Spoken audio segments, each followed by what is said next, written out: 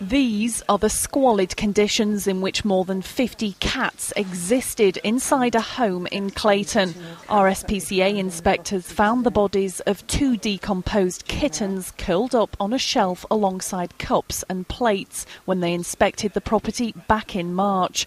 The grey stuff on the floor is cat excrement.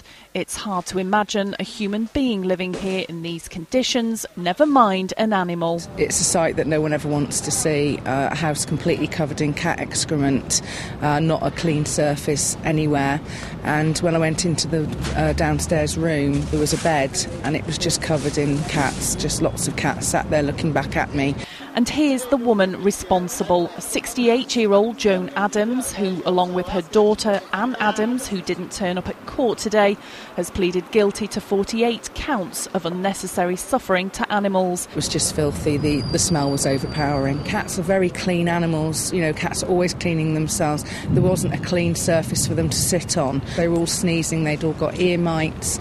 Really not pleasant at all for them. Very unwell. In fact, one of them sadly had to be put to sleep at the scene because it was in such a suffering condition. In both women's defence, the court heard how a burst pipe had added to the mess inside the house, but the RSPCA said it was no excuse to keep the animals in such a disgusting state. Both Anne and Joan Adams have pleaded guilty to keeping 48 cats in squalid conditions at their home in Clayton. Now, they won't be sentenced today. Instead, magistrates have adjourned the case for 2 weeks while they consider the health reports of both defendants.